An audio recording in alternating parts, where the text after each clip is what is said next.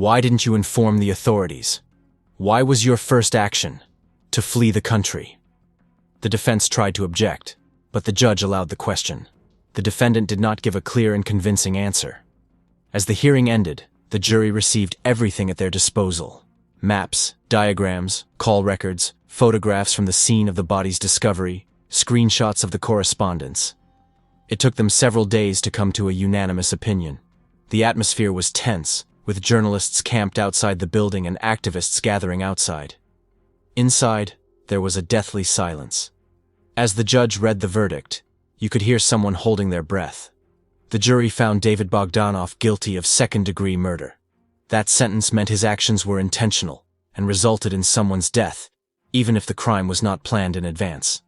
Under Washington state law, the court sentenced him to 19.5 years in prison. That was the maximum sentence possible under that article without classifying the murder as a hate crime. The reactions in the courtroom varied. Some began to cry. Some simply hung their heads. Lisa Wood sat silently. Her face did not express triumph, but there was something new in her eyes. Not relief, not satisfaction, but perhaps a sense that the truth had finally been spoken out loud. The verdict was a landmark one not only for the Kuhnhausen family, but for the entire community.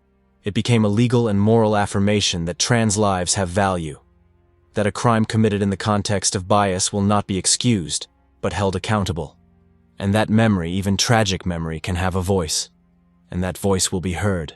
In the southern part of the United States, where tradition and progress live side by side, a woman was born who became the embodiment of American determination. Her name was Diane Smith McIver. For her colleagues, she was, without exaggeration, a force of nature. For her friends, a reliable rock. And for the city of Atlanta, she was one of the most influential women behind the scenes of power and big money. But the path to this status was neither easy nor direct. Diane was born in the middle of the 20th century, when the world was just beginning to change its idea of what role a woman could play in business. She grew up in the state of Georgia, the heart of the Old South. Her childhood was spent surrounded by cotton fields, painstaking work, and strict family principles. Diane's parents adhered to simple values: hard work, honesty, respect for one's word. She absorbed these qualities from an early age and carried them throughout her life. From an early age, Diane was distinguished by her prudence, neat speech, and desire for order. Teachers noted her leadership qualities, and classmates noted her almost adult maturity. If there was a meeting at school, she was the one who led it. If someone needed to be appointed as a monitor, the choice fell on Diane.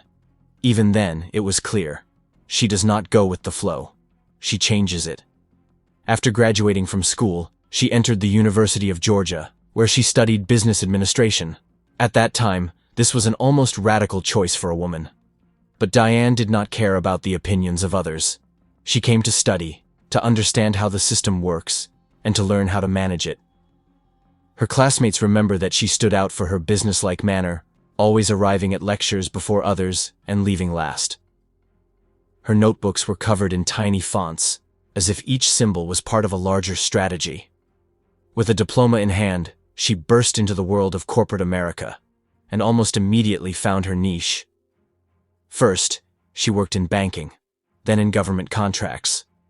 But her star really took off when she landed at U.S. Enterprises, one of Atlanta's largest commercial real estate and consulting firms, where she quickly rose through the ranks from junior to executive vice president. Diane wasn't just an effective manager, she was a strategist. She knew how to negotiate so that both sides walked away feeling like winners. She could read corporate reports like a novel, instantly identifying weaknesses and potential risks. Colleagues would say, "If Diane is in the room, listen. If she's silent, it means you missed something." Her workday began at 6 in the morning and often ended after midnight. She had a reputation as an iron lady, not because she was strict, but because she was persistent. She didn't yell or threaten, but her word carried weight. At the same time, contrary to stereotypes, she didn't sacrifice humanity. She knew the names of her employees' children, brought pies for holidays, and could stay after a meeting to support a junior manager who hadn't succeeded. Diane had her own philosophy. Power is not an end, but a tool. She used her position to lobby for improvements for employees, fought for fairer pension plans, and increased female representation on the board of directors. For many young women in Atlanta, she became an example. Successful, confident, independent. But if on the outside her life seemed to be built to the millimeter, then on a personal level, everything was not so clear-cut. Until she was 50, she remained unmarried. Some believed that she devoted herself entirely to her career. Others, that she simply did not meet an equal in spirit. And only those who were truly close to her knew. She was waiting for the real thing. Not compromise, not convenience, but true love. Such a man appeared in her life already in adulthood. His name was Claude Tex McIver. Refined, educated, with a brilliant experience as a lawyer and solid connections. They met at one of the charity events where they both acted as sponsors. Their rapid rapprochement was not a surprise to those who knew them both. They had a lot in common. A love of horses, southern roots, a craving for the classics, and, most importantly, respect for discipline. They got married when they were both over 50. It was not a spontaneous feeling. Rather, a union of two mature, experienced individuals who united into one powerful tandem. Together, they looked like a couple from Southern legends, elegant, respected, with a reputation for impeccable professionals. Their home in the luxurious Buckhead area was a model of taste, where photographs from charity events and family trips hung next to works of art. But marriage did not become a reason for Diane to leave the arena. On the contrary, she continued to work actively, combining her career with social activities. She was on the board of several funds, donated large sums to the development of city programs, and in her free time she organized meetings with young entrepreneurs, especially women, helping them find their way in business. Despite all her publicity, Diane remained a person of strict privacy. She rarely gave interviews, had almost no social media presence, and did not strive for social fame. She said, "My work should speak for me." And she spoke, loudly. In the 2010s, she was already among the most influential women in Atlanta, regularly appeared in corporate rankings, and received offers to join political structures, which she invariably refused. She was interested in efficiency, not chairs. This is how she was remembered. How the one who did not shout, but convinced. Who did not impose her power, but inspired. Who did not fight for attention, but achieved respect. For many, she became more than just a manager or colleague. She became a symbol of the era. A woman who showed that you can be strong, gentle, fair, and successful, all at the same time. Atlanta knew her face. Businessmen knew her name. Young people learned confidence from her, and those close to her knew. Behind the steel exterior, there was a huge, deep heart. September 25th, 2016 was a typical Sunday evening in Atlanta. The city, accustomed to luxury and routine, was slowly winding down after the weekend. The autumn sun had already disappeared behind the horizon. The city streets were immersed in a soft twilight.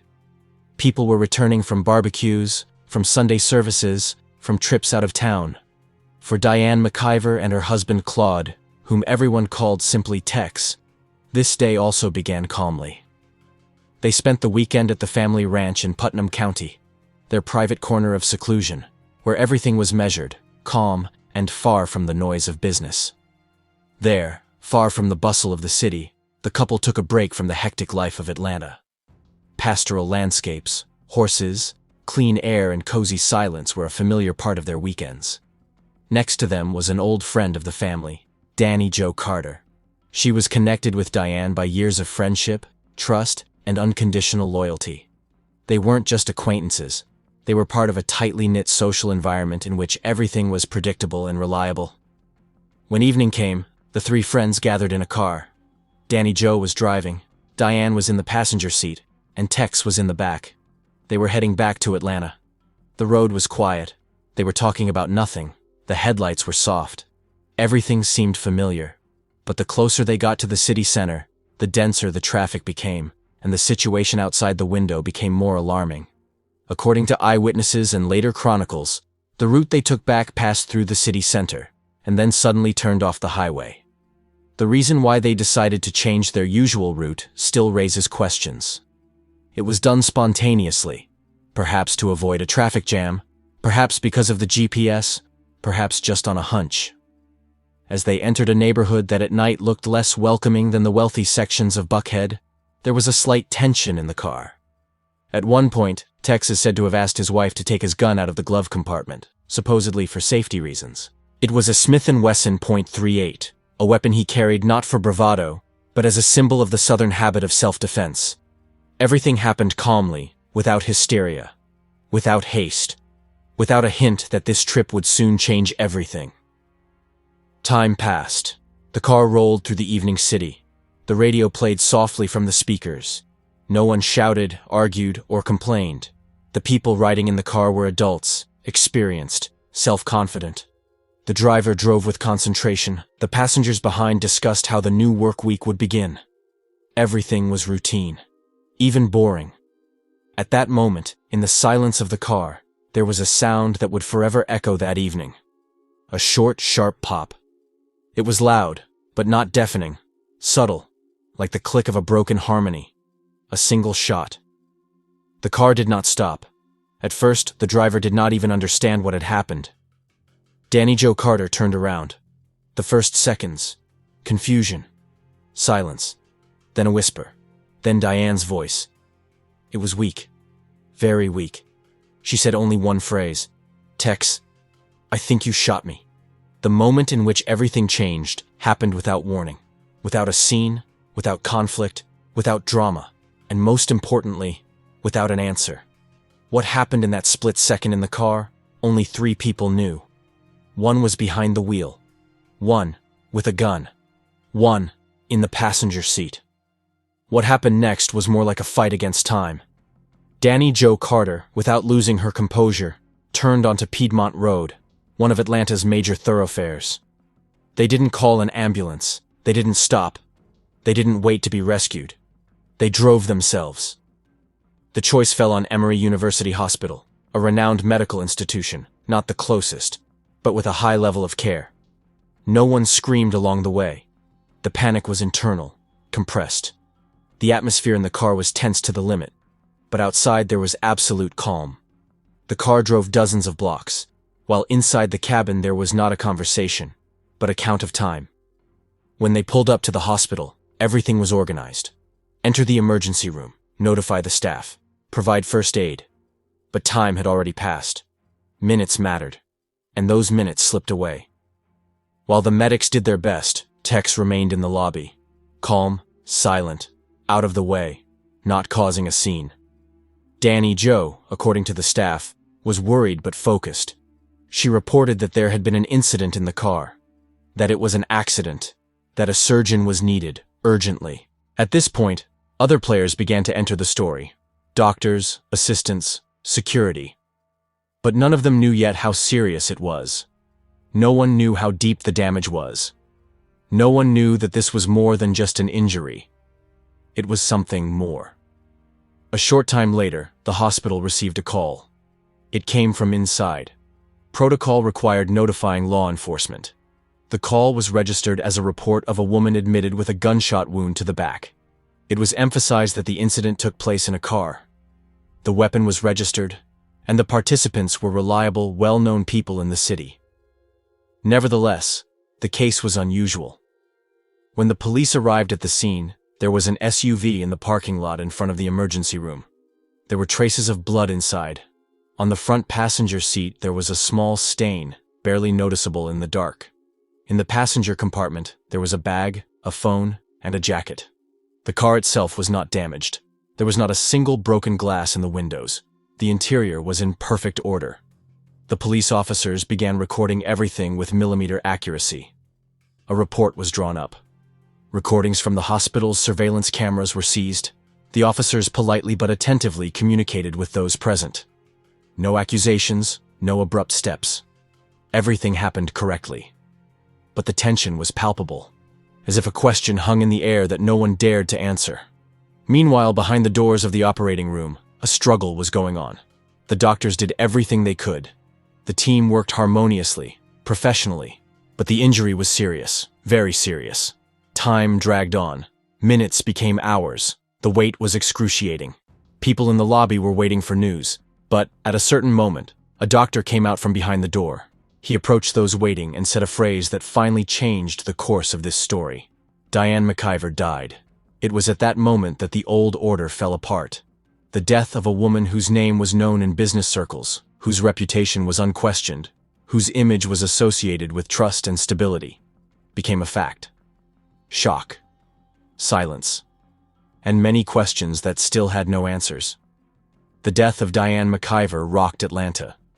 For many, it was the loss of not just a powerful businesswoman, but an era. Her name was on boards, in charities, in educational programs. She was respected, loved, recognized. And that's why the first hours after the tragedy were accompanied not only by grief, but also by profound bewilderment. Officials cautiously called what happened a tragic incident. But behind the scenes, something more complicated was beginning. An investigation, and it promised to be difficult. The gunshot wound did not happen on the street, in a suspicious neighborhood, as a result of an assault or a street fight. It happened inside a car, where 3 people were closely connected to each other. One was a powerful lawyer, one was his wife, and the third was their close friend. It all happened in a confined space. No witnesses, no surveillance cameras, no obvious signs of a struggle. Initial explanations sounded simple: an accident. According to those involved, the gun was transferred from the glove compartment to the back seat where Tex McIver was sitting. At some point, he said, he fell asleep with the gun in his lap and, awakened by the sudden movement of the car, accidentally pulled the trigger. The bullet passed through the front seat and hit Diane in the back. The version sounded plausible, but experienced detectives know, when everything looks too simple, it can be a sign that something more complex is hidden behind the facade. Already in the first day after the incident, investigators began collecting information. An inspection of the car provided the first clues. The bullet did indeed pass through the seat, but the weapon from which the shot was fired, a revolver, required a certain amount of force to pull the trigger. It cannot be accidentally touched, like the trigger on an automatic pistol. It must be pulled with force. The second nuance is the trajectory. Forensic analysis showed that the angle of the entry wound suggested that the gun was aimed toward the seat, and not just lying there. This did not mean there was any intent, but it made the accidental discharge version less clear. Then the interviews began. The first and key witness was Danny Jo Carter, a family friend and the driver of the car. Her testimony was calm and reserved, but attentive investigators noticed that some moments sounded rehearsed. She claimed that the entire journey was peaceful, the conversations were mundane, and the tragedy occurred unexpectedly. According to her, she heard the sound of a gunshot and immediately went to the hospital. But she did not call an ambulance or report it to the police. This in itself is not a violation, especially in a stressful situation. But against the background of the general status of the participants, people with a high level of legal literacy, such a decision aroused interest. Why did they not call? Why did they not stop closer to the hospital? Why did they choose Emory and not the nearest trauma center? The next day, investigators reviewed surveillance footage from the hospital grounds. The car had indeed pulled up to the emergency room as an emergency. The driver got out first, then McIver. His behavior had drawn attention. He didn't seem panicked. He didn't call for help. He didn't scream. He was silent. He moved slowly. He didn't try to enter the emergency room. He waited. It could have been shock. It could have been a personal trait. But it could also have been control. For several days, Tex McIver cooperated with the investigation. He testified, calmly described what happened, showed no aggression, and didn't refuse to communicate. His lawyers confirmed that their client was a man with an impeccable reputation, and the whole situation was a tragic accident.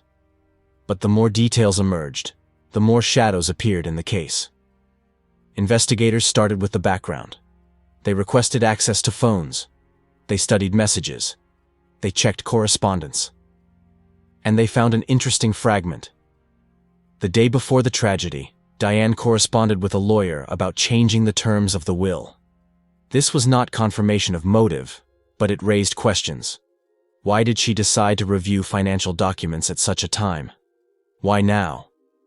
In addition, The initial testimony that the gun was simply handed back from the glove compartment did not match the position of the body and the characteristics of the bullet. Additional examinations were carried out. A ballistics specialist was called in. He conducted a reconstruction. He checked whether it was possible to accidentally fire a shot with such a trajectory while sitting in the back seat, and the result was controversial. Theoretically, possible. In practice, unlikely. Against this background, work with the environment began. Investigators questioned Diane's employees, co-workers, housekeeper, people from her foundation. Almost all spoke of her with admiration, but some pointed out oddities in her relationship with her husband. He was old-fashioned, demanding, sometimes abrupt. They didn't clash publicly, but according to those close to them, tensions had been mounting between them in recent months, especially over finances. Diane had assets, real estate, contracts, and Tex had debt problems. He owned a ranch, but was having trouble maintaining it. His professional career had slowed, and his lifestyle remained expensive. The couple lived lavishly, but the financial balance between them was uneven. One of the employees said that a week before the trip to the ranch, Tex came to Diane's office, unusually aggressive. They talked behind closed doors. Afterwards, she seemed upset. This information was not proof, but it deepened the doubts. Investigators also checked the insurance records. It turned out that a large life insurance policy had been taken out in Diane's name several years before the incident, with her husband as the primary beneficiary. This practice is common in itself, but under other circumstances, it could have heightened interest in the financial component of the incident. By this point, the public was already closely following the case. The media published materials cautiously, without making accusations, but with a clear emphasis on inconsistencies. Newspapers wrote about McIver's surprising restraint on the night of the incident, about the contradictory details of his testimony, about the ambiguous trajectory of the bullet. The lawyers invited to appear on the air did not make direct accusations, but emphasized that the case was unusual. One of the experts noted, "In most such tragedies, the chain of events is clear. In this case, there are too many unknowns." Investigators continued to dig. They reconstructed the car's route. They checked the signals of cell towers. They compared GPS data. The car did turn off the highway in an area that was not considered dangerous, contrary to initial claims. This reinforced the suspicion that the reason for the change in route was not fear, but something else. Then Tex's reaction in the first hours after his wife's death was analyzed. He did not inform his family. He did not immediately contact her company. According to hospital staff, he seemed detached and did not show emotional shock. It soon became known that the very next day after the tragedy, he initiated actions related to the management of her property. Formally, they were legal. In terms of timing, they were alarming. The investigation unfolded like a tense game of chess. Investigators did not make abrupt moves. They collected details, compared, analyzed. Everything had to be verified, documented, verified. This was not a case where the evidence screamed. Here, everything spoke in a whisper. And in this whisper, the main thing had to be discerned. Gradually, the picture became clearer. But investigators knew, suspicions are one thing, evidence is another, and a trial is a third. The question in the air was simple. If it was an accident, why were there so many inconsistencies? And if not an accident, then what was it? The trial of Claude Tex McIver began in the spring of 2018, nearly a year and a half after the fatal ride that took the life of Diane McIver. By this point, Tex was a household name. He was known not only in legal circles but also from television newscasts, newspaper columns, and opinion pieces. He was no longer just a respected attorney with Southern charm. He was the protagonist in a case where elegant cuffs hid a potential tragedy as complex as it could be. The Fulton County courtroom in Atlanta was packed. The press had been on duty since early morning, hunting for every expression on the defendant's face, every word from the lips of his lawyers. McIver's legal team was strong, expensive, and well-prepared, but they were confronted by an equally confident prosecution, ready to present their version of events, in which accident gradually lost its meaning. The prosecutors immediately outlined the line of the accusation: intentional murder. They claimed that Tex had a motive, financial. According to their version, he was under increasing pressure due to debts, and the death of his wife opened access to her insurance payments and property. They emphasized that the shot occurred in a car, in a controlled environment, with a weapon that required a conscious effort to fire. They had to prove not just the fact itself, but intent, and this was the main difficulty. After all, a court is not an arena for assumptions. A court requires facts, logic, and plausible reconstruction. In turn, the defense stood its ground. An accident. McIver's defense described the evening of the tragedy as a series of ordinary, everyday decisions that ended in an unintentional mistake. They emphasized Tex's impeccable record, his willingness to cooperate with the police, the absence of any signs of violence or aggression. To the defense, he was an older man, scared, tired, caught in the middle of a disaster he couldn't explain. The trial lasted for weeks. Prosecutors called witnesses one by one. Danny Jo Carter was the first to testify. She repeated everything she had told the police. It was a quiet evening. Everything happened suddenly. The shot rang out without warning. But on cross-examination, the defense pointed out that her testimony matched the earlier interviews almost verbatim, as if she were reenacting rather than telling. In the courtroom, it created the feeling of a tense rehearsal rather than spontaneous recollection. Then, the forensic experts were called. One by one, they described the bullet's trajectory, the characteristics of the gun, the impossibility of an accidental discharge without obvious pressure on the trigger. They did not claim that it was a shot fired with intent to kill, but they also did not rule out that it could have been done deliberately. Particular attention was drawn to the testimony of a ballistics expert. He conducted a detailed reconstruction of the events, showing that to shoot at the angle from which the bullet hit Diane, the shooter's hand had to be pointed forward and slightly to the side. He added that the revolver required a certain amount of force on the trigger. An accidental pull was unlikely. The defense tried to question these conclusions, pointing out that in a stressful situation, a person can act involuntarily.